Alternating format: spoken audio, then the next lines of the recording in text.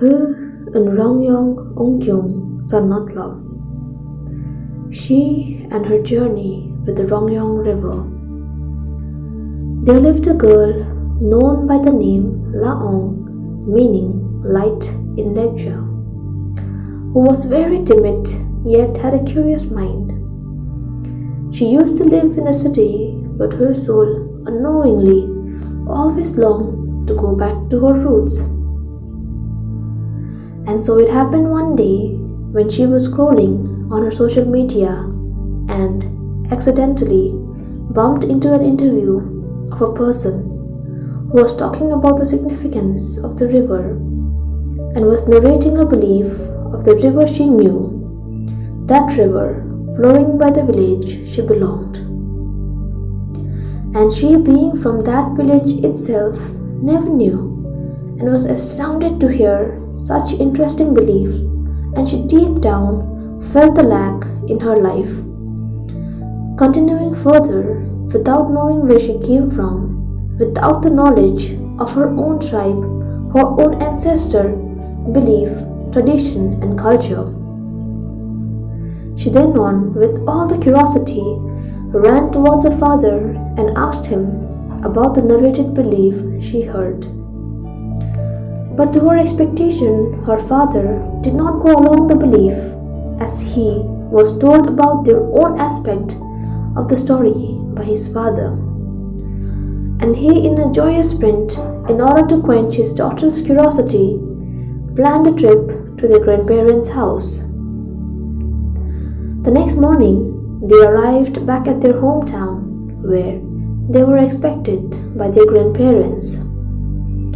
Laong, now not able to bear her exhilaration, ran towards her grandfather and asked him the same question. He laughed as she, out of nowhere, began pouring out her curiosity. Her grandfather thought then, why not go down the riverbank itself and narrate the belief? So, she along with her father and grandpa went down to the Rongyoung River. Her excitement grew even more as it was so long since she last visited the river, and to know the connection they have, the rooted ancestor belief.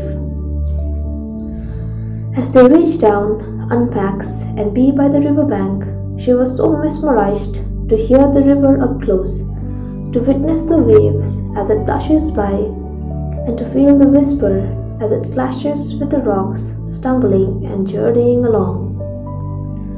Her grandpa now begins narrating the belief that was passed down from generation back to the present. Long ago, when there was no existence of humankind, our Creator, Itbo first created the Himalayas, the hills, the land where the forest, flora and fauna of various species began existing. Similarly, rivers were also born from, each having a source of their own.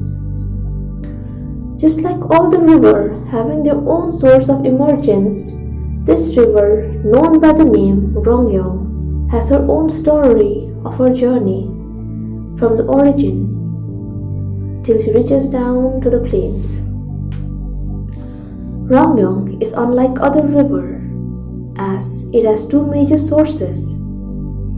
Ungmuram, one of the main sources emerging as the tributary of Rangit, and many rivers along with Ungmuram integrates and flows, originating from the Himalayas. And the other major source of Rongyoung is from deep within the forest of Mayalyang. As Rongyoung begins her journey, she flows through the unmanned and undiscovered forest, and as she reaches down to where humans exist, she is accompanied by many small rivers emerging from the holy lakes in the mountains, such as the Rungpi Ungkyung, Rungi Ungkyung, Tudong Ungkyung, and Rihi Ungkyung. As the other rivers unite with the Rongyoung, they start their journey accompanying and taking her name till they reached the conclave of Rongyoung, this town, and Rongyoung at a place called Namriktang at Sangklang. From there on, Rongyoung and the other rivers merged with her flows on their journey further as Rongyu. And even some rituals are performed by the Mun Bungting, the Lepcha shaman, by the riverbank to offer prayers and to worship Dermit Vyongmit, the river deities Dogpo, to protect us from any ill being and from the harm's way.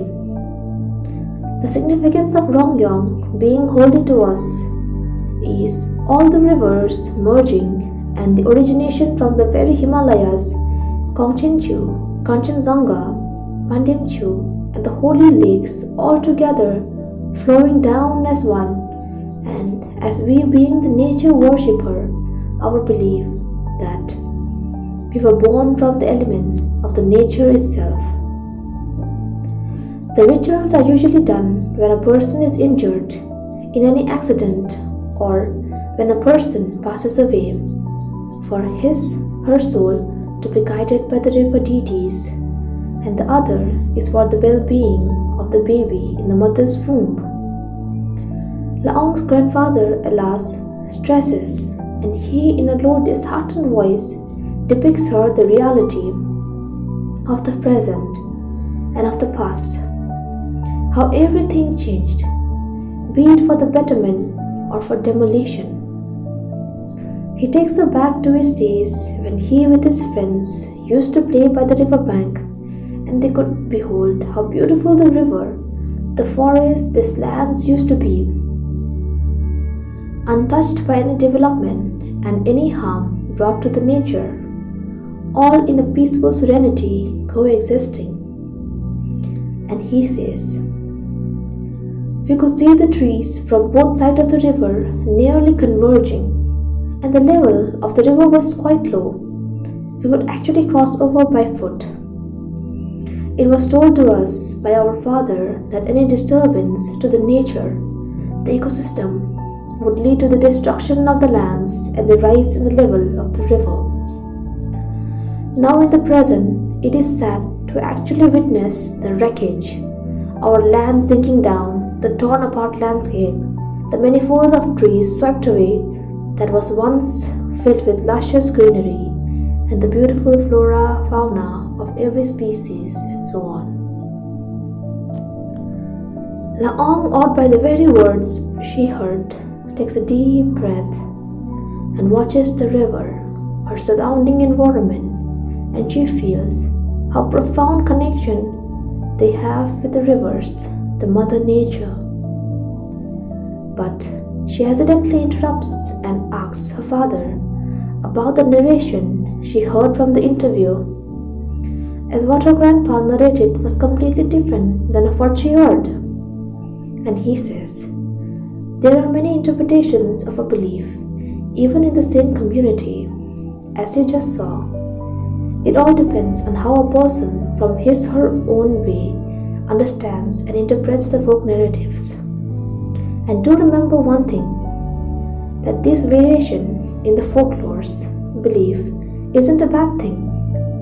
To think logically, it actually shows that our roots, our history, our belief is still alive and flourishing, not vanishing. To be continued. Her journey starts then on. Dokshi, and thank you. I would like to dedicate this in the remembrance of my grandfather and my father, whom I always longed to know.